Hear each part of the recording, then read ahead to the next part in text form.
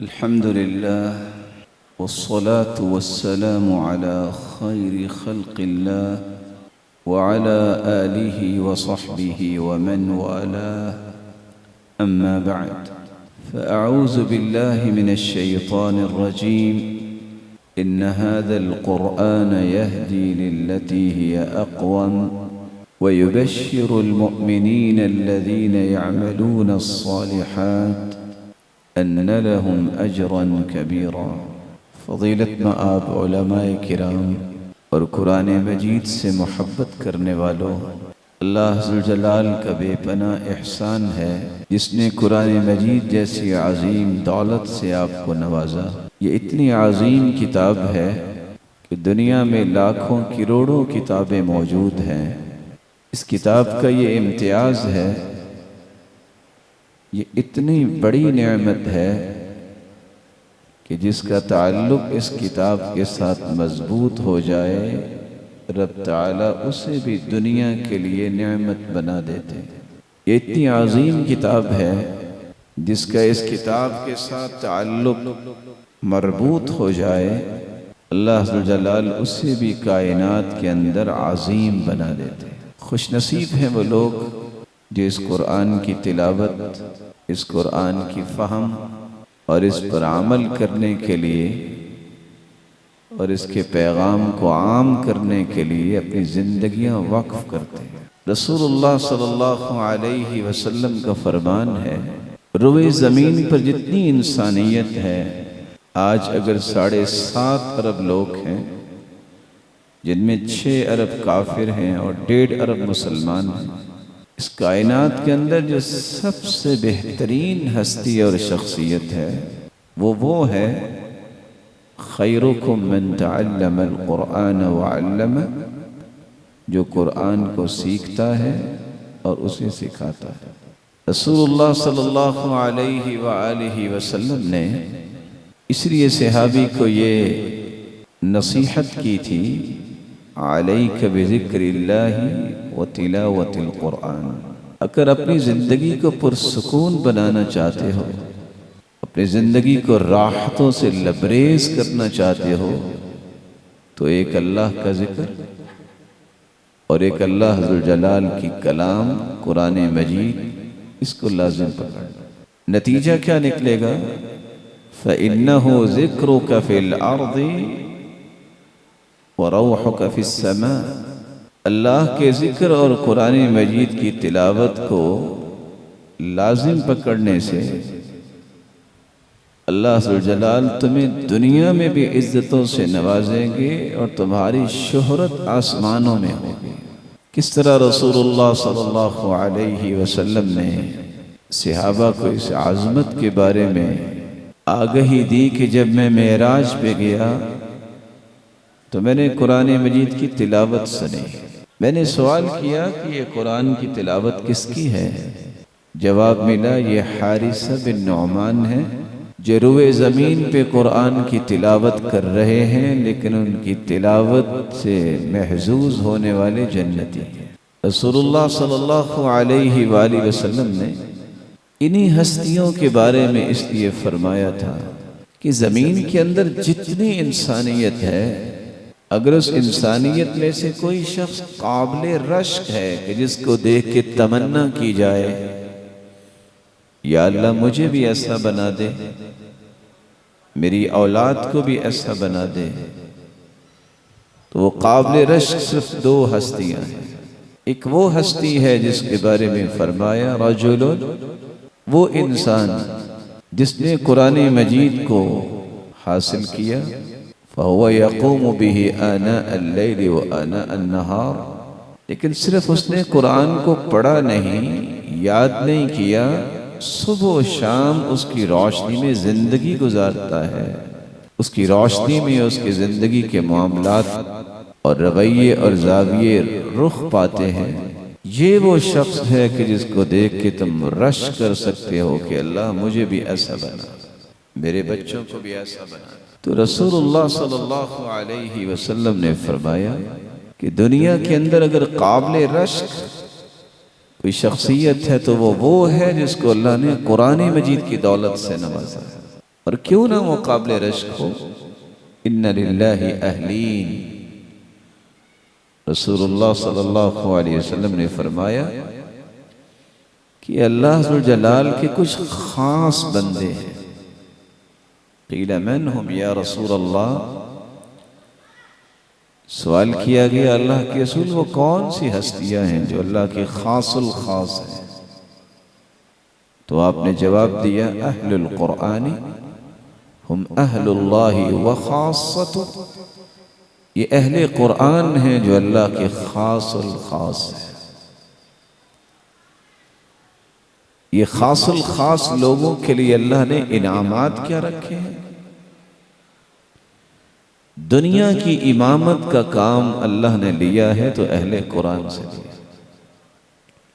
کوئی بادشاہ ہو، کوئی وزیر اعظم ہو، اس کی امامت بھی کروائے گا تو قرآن پڑھنے والا اور قرآن کو یاد کرنے والا، سمجھنے والا اور عمل کرنے والا اور اس کے پیغام کو عام کرنے والا، وہی شخص جو ہے دنیا کے اندر امام بنتا ہے۔ جو ہی اس کی آنکھ بند ہوتی ہے، رسول اللہ صلی اللہ علیہ وسلم کا فرمان ہے، قبر میں جب جاتا ہے ان سورۃ من القرآن ما هي الا 30 آیہ، یہ سورۃ الملک اس کی 30 آیتیں ہیں، هي المانعۃ من عذاب القبر، یہ قبر میں جائے گا، یہ سورۃ الملک اس کو عذاب قبر سے محفوظ کر دے گا۔ صحیح بخاری کی روایت بتاتی ہے کہ یہ صاحب قرآن جب قبر میں جاتا ہے، تینوں سوالات کے جوابات دیتا ہے، فرشتے سوال کرتے ہیں کہ اچھا یہ بتاؤ تمہیں جواب کیسے آیا؟ تو یہ کس خوشی سے کہے گا قرأت القرآن وعملت بما فیہ وصدقت، میں نے قرآن پڑھا تھا، میں نے اس کے مطابق عمل کیا تھا، میں نے تصدیق کی تھی کہ اللہ ذو الجلال کی کلام میں ایک ایک چیز برحق ہے۔ یہ 3 جواب جب فرشتوں کو صاحب قرآن دے گا تو اللہ ذو الجلال کی طرف سے انعامات کا اعلان اسی وقت 3 انعامات کی شکل میں ہو جائے۔ صحیح الجامع کی ایک لمبی روایت ہے، جب بندہ مومن یہ کہے گا کہ میں نے قرآن پڑھا، میں نے عمل کیا اور میں نے تصدیق کی کہ اللہ ذو الجلال نے جو فرمایا ہے سچ فرمایا، تو آسمان سے اللہ ذو الجلال کی طرف سے آواز آتی ہے ان صدق عبدی، میرے بندے نے سچ کہا ہے۔ اس سچائی کا انعام کیا ہے؟ البسوہ لباس الجنہ، یہ 3 چادروں میں اسے قبر میں لٹا کے چلے گئے، نہیں اس کو ابھی جنتی لباس پہنا دو۔ افرشوا لہ فراش الجنہ، یہ مٹی پہ لٹا کے چلے گئے، نہیں اس کے نیچے جنتی بچھونے ابھی بچھا۔ یہ چھوٹے سے مٹی کے گھراندے میں اسے چھوڑ کے چلے گئے، نہیں یفصح لہ فی قبری، اس کی قبر کو اتنا کھول دو مد بصری، جہاں تک اس کی نظر جاتی ہے، اور وَافْتَحُوا لَهُ بَابًا إِلَى الْجَنَّةِ، اور ایک جنت کا دروازہ بھی اس کی قبر میں کھول دیا جائے، فَيَأْتِيهِ مِنْ رِيحِهَا وَرَوْحِهَا، جنت کی خوشبوئیں بھی آئیں اور جنت کی ہوائیں بھی آئیں۔ اس وقت یہ کہے گا رب اقم الساعہ، اللہ قیامت قائم کر دیجئے، حتی ارجع الی اہلی، تاکہ میں پلٹ کے جاؤں اپنے گھر والوں کی طرف اور جا کے بتاؤں دیکھو مجھے انعام کتنا ملا ہے۔ لیکن فرشتوں کو حکم ہوگا اسے کہہ دیجئے نم کنومت العروس، سو جائیے، قیامت تک تجھے کوئی بیدار نہیں کرے۔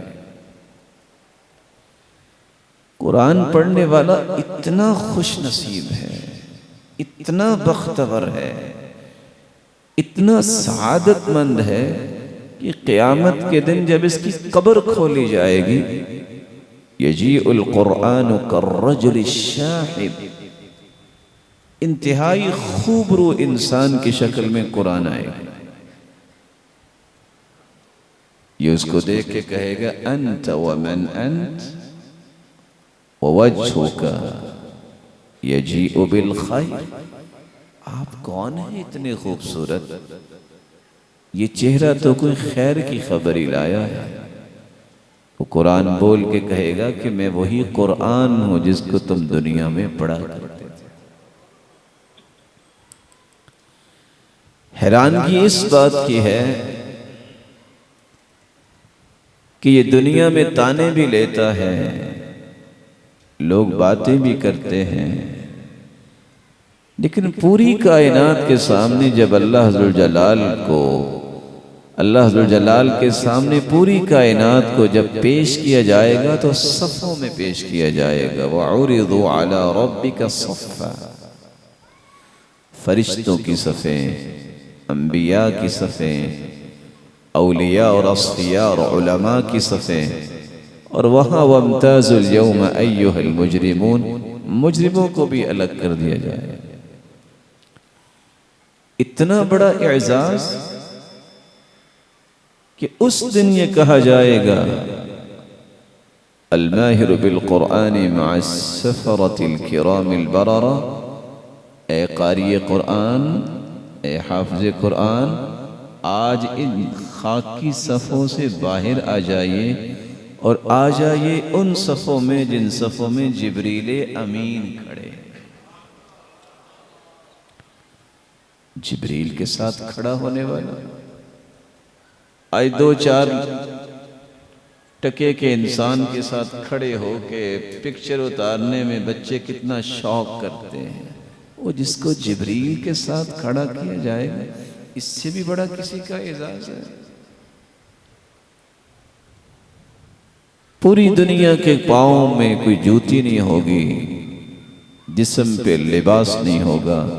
ستحشرون یوم القیامت حفاتا عراتا غرلا بہما، بال بکھرے ہوئے ہوں گے قیامت کے دن، جسم پہ لباس نہیں ہوگا، پاؤں میں جوتی نہیں ہوگی، لیکن قرآن سب سے پہلے سفارش کرے گا یا رب حلہ، اللہ اسے انعام سے نوازیے، فیلبس حلۃ الکرامہ، اللہ ذو الجلال کا حکم ہوگا۔ اور انبیاء کی تو شان ہی کیا ہے، اور انبیاء کے حواری اور صحابہ کی تو عظمت ہی کیا ہے، اگر یہ انعام ملے گا پوری کائنات کے سامنے تو سب سے پہلے قرآن پڑھنے والے کو جنتی خلعت فاخرہ پوری دنیا کے سامنے زیب تن کروائی جائے۔ یہ اعزاز یہاں بس نہیں ہوگا، قرآن پھر کہے گا یا رب زد ہو، اللہ یہ جنتی لباس تو پہنا دیا اس قاری قرآن کو، کچھ اور بھی انعام دیجئے۔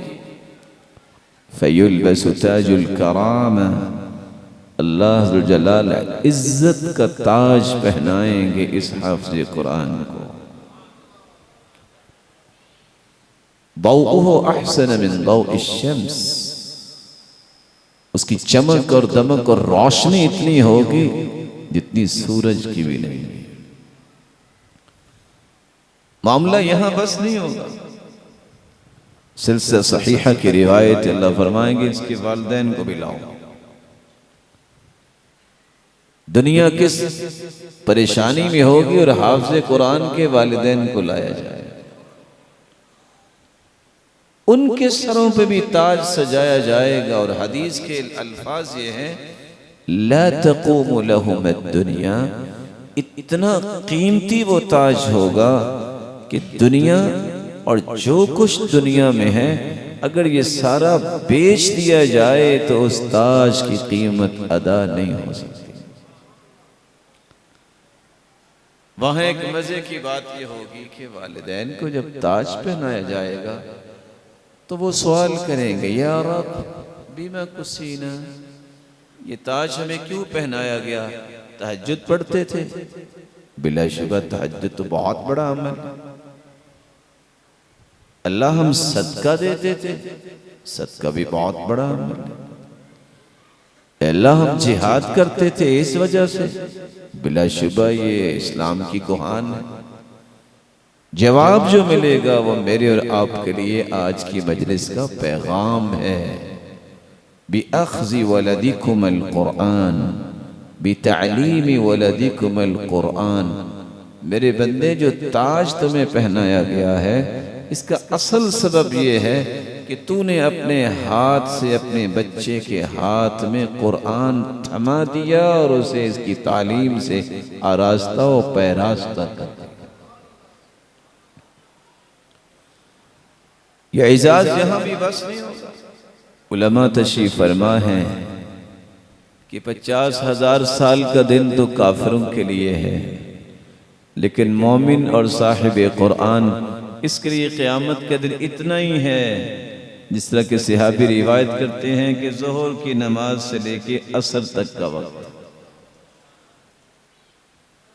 اور دوسری روایت میں آتا ہے کہ سورج ہے تھوڑا سا جھک جائے اتنا سا وقت ہو۔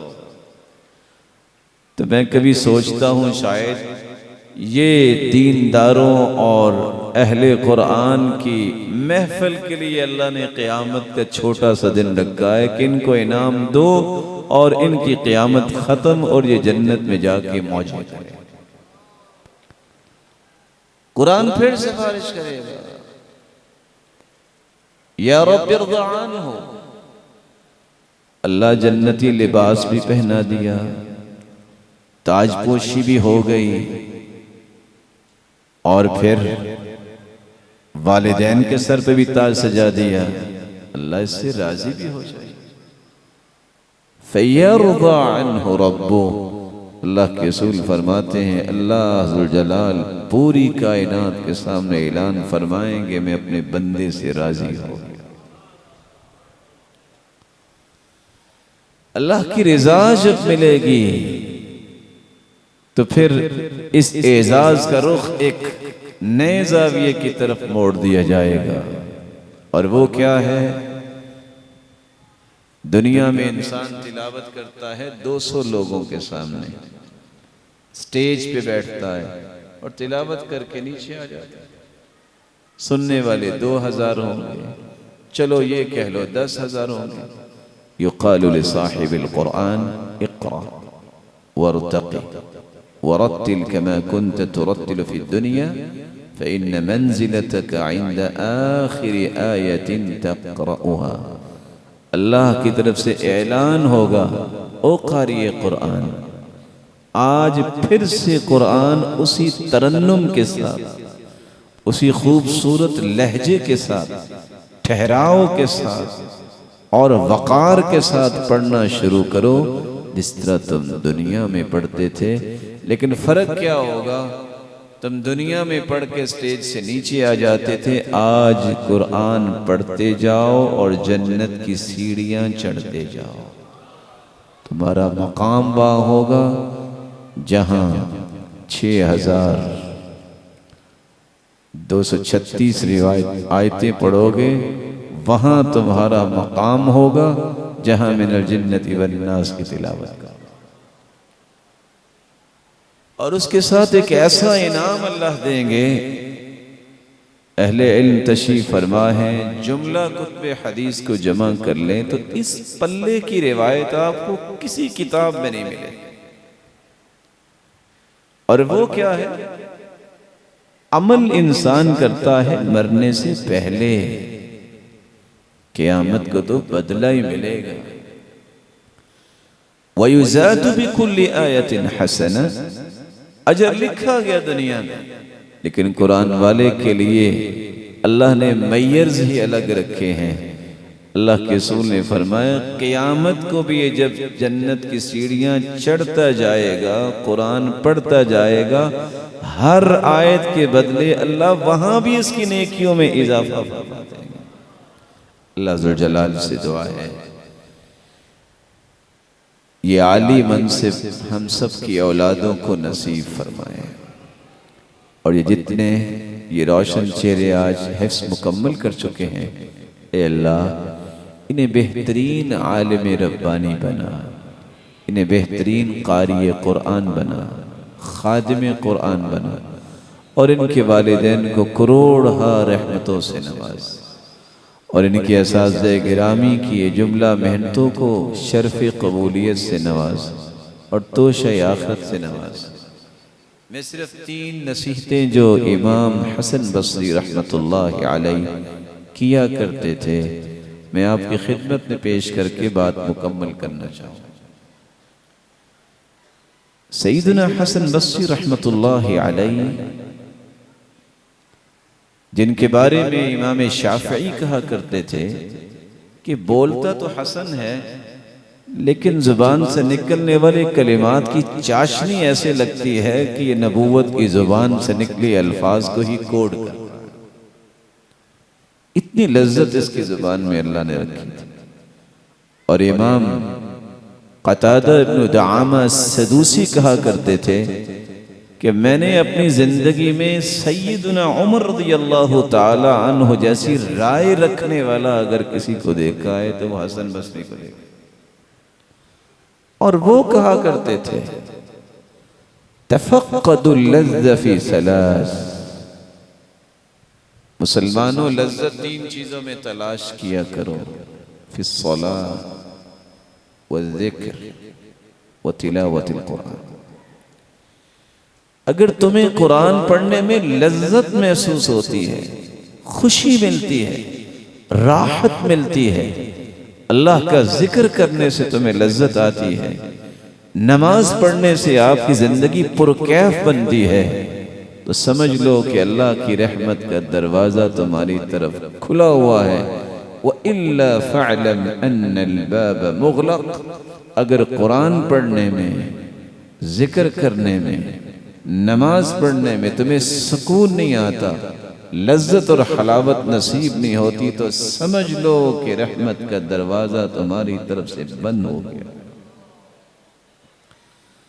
اس لیے قرآن کو لذت لے کے پڑھا کرو، خوب بنا کے پڑھا کرو، سنجیدگی سے پڑھا کرو۔ یہ اس قدر مبارک علم ہے قرآن کا اور فن ہے، اس میں فنکاری نہیں ہونی چاہیے۔ یہ جو آج کل مصیبت بن گئی ہے کہ سوچا تو یہ تھا کہ مصری قراء کو لائیں گے، لوگوں کے اندر ادا اچھی ہوگی، انہوں نے ان کی فنکاری لینا شروع کر دی، کوئی دائیں منہ کر رہا ہے، کوئی بائیں منہ کر رہا ہے، کوئی اس مصیبت میں پڑا ہے کہ دیکھنے والے کو ترس آ رہا ہے کہ کب اس بیچارے کی جان چھوٹے گی۔ قرآن کو قرآن سمجھ کے پڑھے اس وقار اور سنجیدگی سے، کیونکہ اللہ نے قیامت کو کہنا ہے کہ اسی طرح پڑھو کما ترتل فی الدنیا، جس طرح دنیا میں تم ٹھہر ٹھہر کے پڑھتے، معانی پہ غور کر کے پڑھتے۔ کیسا پڑھو؟ جیسا سیدہ عائشہ نے بیان کیا، جب سوال کیا اللہ کے رسول سب سے خوبصورت پڑھنے والا کون ہے، کون ہے بڑا قاری؟ تو فرمایا جب قرآن پڑھنے والا پڑھ رہا ہو رأیت انہو یخشى اللہ، تو تمہیں محسوس ہو کہ یہ اللہ سے ڈر رہا ہے۔ نماز کو تسلی سے پڑھا، ذکر نہ ہو تو تمہیں سمجھنا چاہیے کہ میرا کوئی حصہ آج رہ گیا ہے، یہ ڈپریشن، یہ پریشانی کیوں ہے؟ ذکر جب تک نہیں ہوگا مجھے سکون نہیں آئے۔ دوسری گزارش، یہ زندگی یہ سفر کا نام ہے، اس سفر میں سواری اچھی ہو یا سواری کمزور ہو، سفر ہی کرنا ہے۔ سیدنا عبداللہ ابن عمر کہا کرتے تھے الفقر والغنى ناقتان على أيهما أركب فلا أبالي. یہ امیری اور غریبی دو سواریاں ہیں، جس پہ بھی میں سوار ہو جاؤں سفر ہی طے کرنا ہے.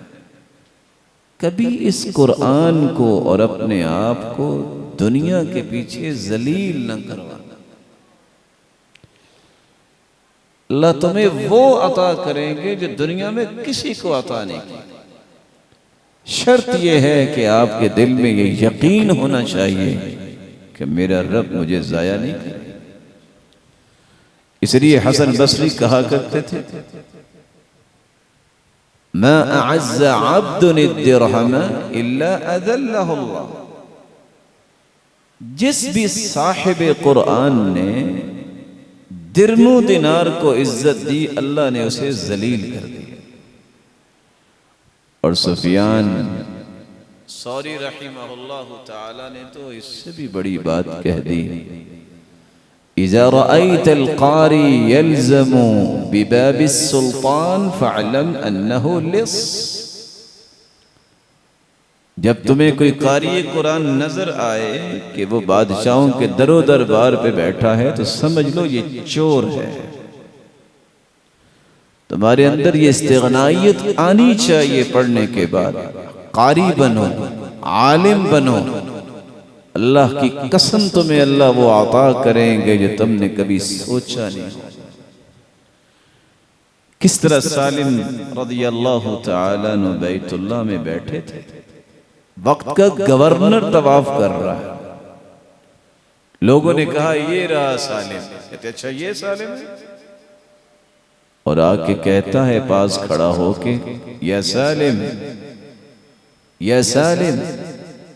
وَسَالِمُ لَا يَلْتَفِتْ. سالم نے دیکھا بھی نہیں کیونکہ اس کے سامنے کھلا کیا تھا؟ اللہ کا قرآن. بیٹھ گیا، پھر آواز دی یا سالم. سالم نے نہیں دیکھا. کندھے پہ ہاتھ رکھ کے فَحَزَّهُ حَزًّا تھوڑا سا ہلا کے کہا یا سالم. وقت کا گورنر ہے. سالم نے نظر اٹھائی تو آنسوؤں کی رمجم ان کی آنکھوں سے جاری تھی. گورنر وقت کہتے ہیں مانگو کیا مانگتے ہو؟ وہ مسکرا کے کہتے ہیں پتہ میں کہاں بیٹھا ہوں، پتہ میں کہاں بیٹھا ہوں؟ میں اس سے بھی جو سب کچھ دینے والا ہے جنتی مانگ رہا ہوں. تم تو کچھ دے بھی نہیں سکتے تو اس سے کیا مانگو؟ قرآن پڑھنے والے سے بڑھ کے کوئی عزت والا نہیں. لوگ یہ سمجھتے ہیں نا، یہ بات دل میں داخل کرو، فلاں بڑا مالدار ہے. ایم اللہ، اللہ کی قسم قرآن سے بڑا کوئی مالدار نہیں. یہ کاغذی روپیوں کی قیمت کیا ہے؟ یہ ہاتھ اور پاؤں کی میل کچیل ہے. اصل مال یہ ہے کہ تم زمین پہ سجدہ کر رہے ہو اور تمہارا پالنے والا، تمہیں پیدا کرنے والا کھربوں فرشتوں کے سامنے تمہاری تعریف کر رہا. تیسری اور آخری جو نصیحت کرتے تھے حسن بصری رحمت اللہ علیہ، وہ بھی یاد رکھنے والی نصیحت ہے. آپ کی امیدوں کا محور اور مرکز جنت الفردوس ہونی چاہیے. پھر آپ کام کرتے رہیں گے.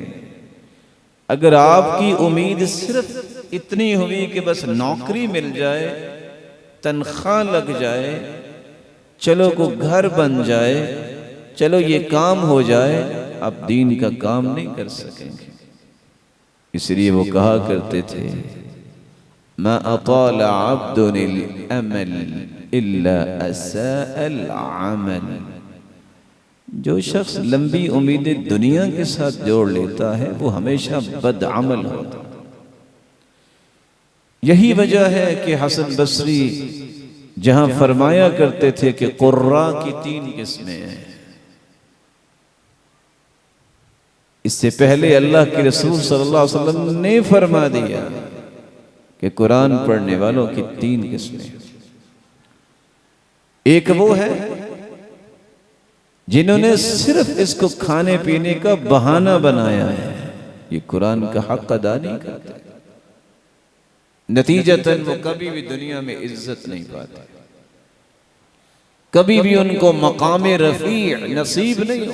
دوسرے قاری وہ ہیں الذین یحفظون حروفہ ویضیعون حدودہ، جو حرف کے بڑے ماہر ہوں گے، لے کے بڑے ماہر ہوں گے، کمال درجہ ہوگا، لیکن نماز با جماعت انہیں نصیب نہیں ہوتی۔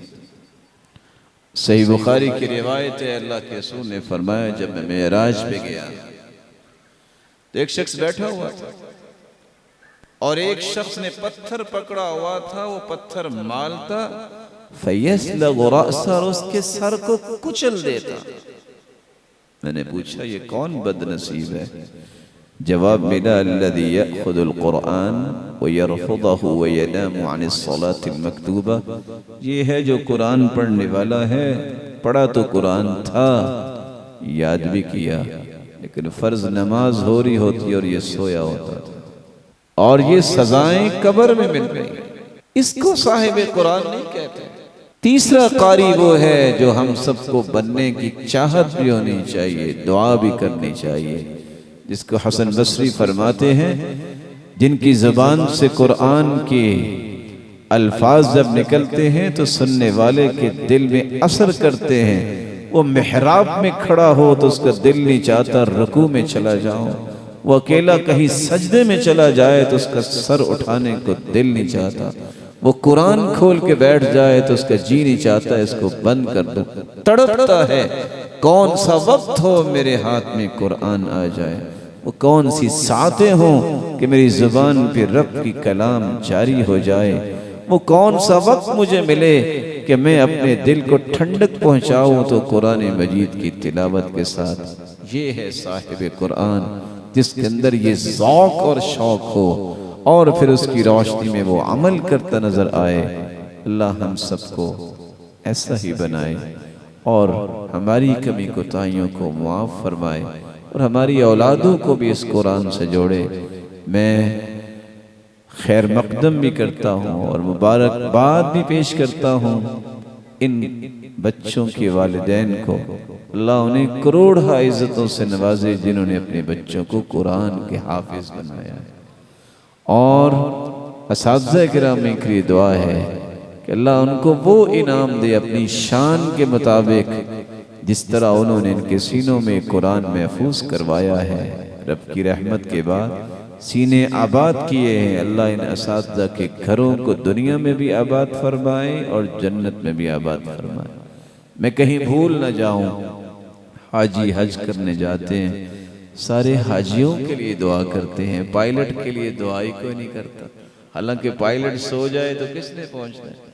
اللہ اس ادارے کے بانی اور ببانی اور منتظمین اور انتظام و انصرام سنبھالنے والوں کو بھی اپنی شان کے مطابق انعامات سے نوازے اور ان کی جملہ کافشوں کو شرف قبولیت سے نوازتے ہوئے توش یافت بنائے۔ وآخر دعوانا الحمد للہ۔